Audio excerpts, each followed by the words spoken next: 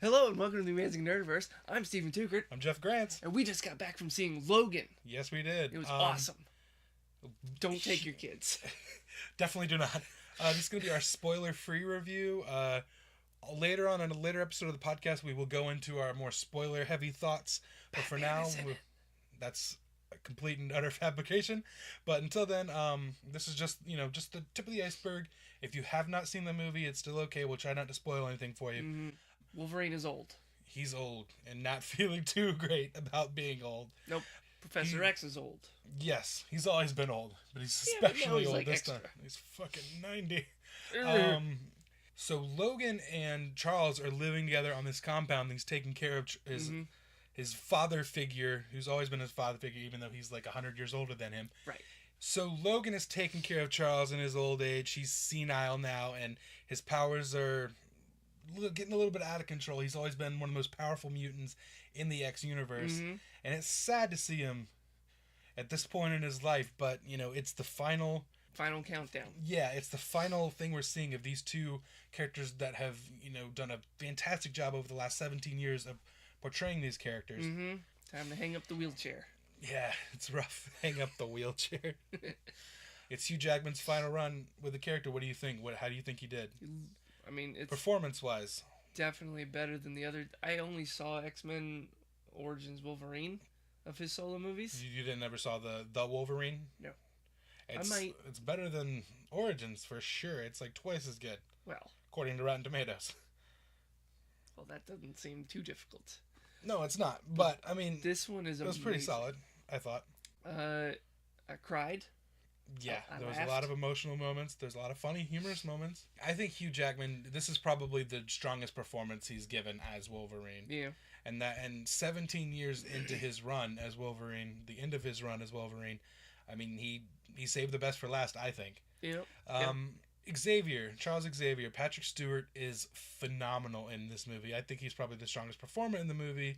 He's got a lot to work with, but he's just fantastic. It's so sad to see this character at this stage of his life. Yeah. Something that you don't really get to see for a lot of these like kind of comic book movies. Each character is kind of sad but also funny. So another character I want to talk about, Caliban, played by Stephen Merchant. Yep. He was a great addition to this film. It's not someone that we've really seen before.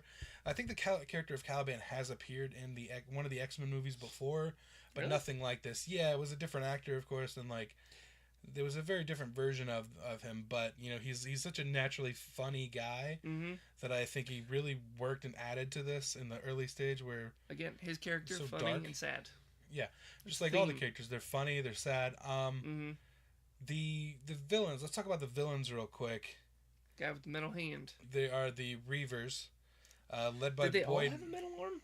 They all had like cyber, like metal additions and upgrades and stuff to their body and everything. Not that it helps them much when they're going up against people who can cut things off. Two adamantium clawed mutants. And speaking of, let's talk about what I thought was the highlight of the whole film, the introduction of X-23.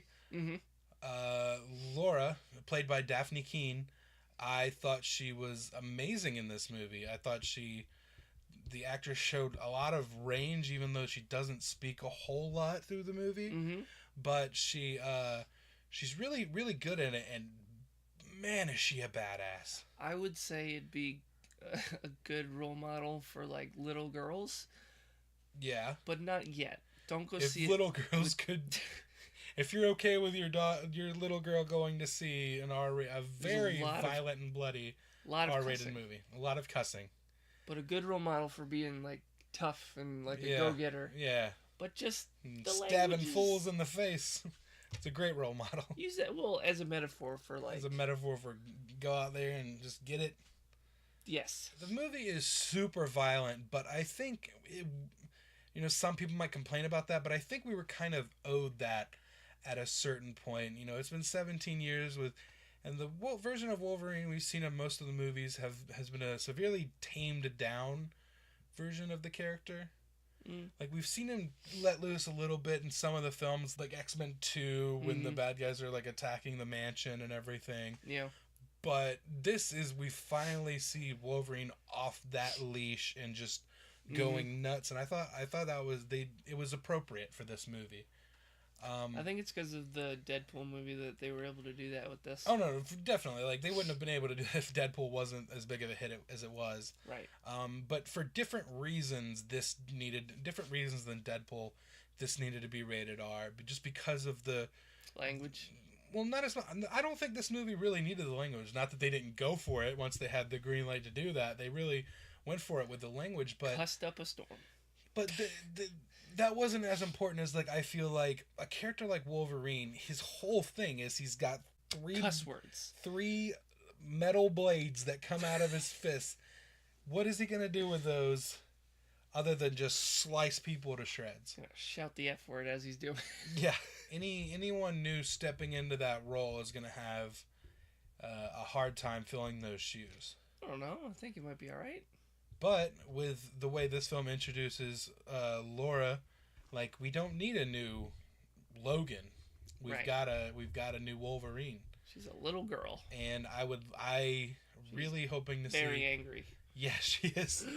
A lot of anger built up in there, but hopefully they'll continue going on with that character. I'm really hoping that James Mangold, the director of this film, continues on with that particular character's story. Was there any negatives to the film? Anything you had problems with? Not really. For me, maybe it was just a pinch too long, but even that, like, eh. Yeah, it was just like, I'm okay with just delaying the inevitable as long as possible. Yeah, it might have been nice. Well, I mean, it would have made sense for the story, but it might have been nice to see some of the other characters in a flashback. This film doesn't really, it doesn't really expand across the whole X-Men universe as much as it's just a very personal character story for these couple of characters that are in there. And it's exactly what it needed to be to say goodbye to these characters. Yeah. All right, so you want to let's put a number on it. How do you want to rate this? Rate this only movie? Because it's the maximum number that you could do. I'm going to give it 6 Wolverine claws. But out of 6? Well, yeah. Okay, so you get 6 adamantium claws. Yeah. Out of 6.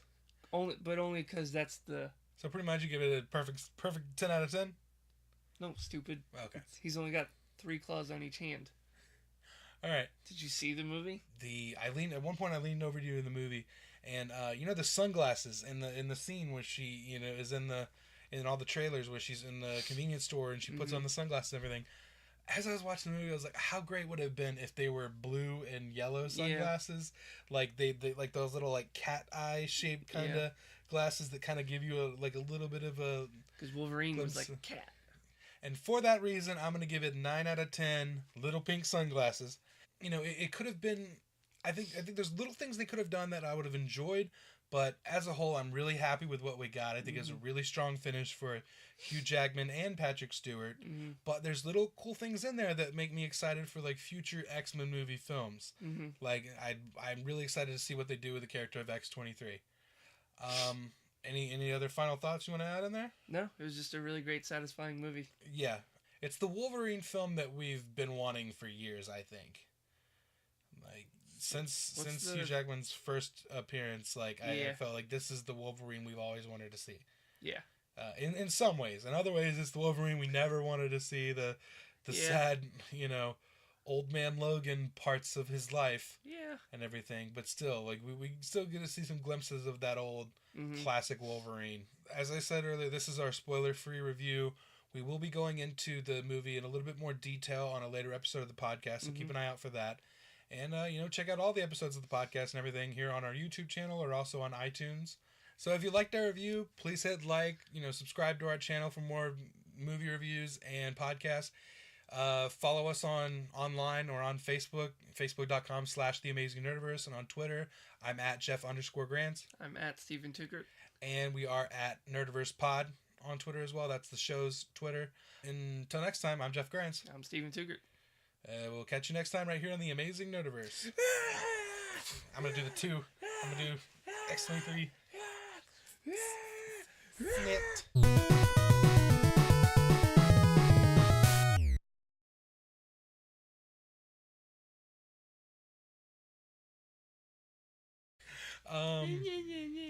Oh, it's just one-sided. No.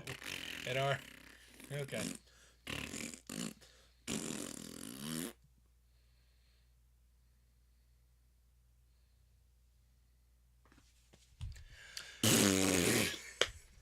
Idiot.